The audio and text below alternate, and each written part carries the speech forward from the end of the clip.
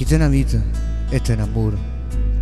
Volessi tenere un'amica di cuore, che senza parlare e senza si fa sentire, cerca solo di capire. Che se tu zitto se ne va, roppa che te si è pigliato loro e ti ha lasciato sull'amore.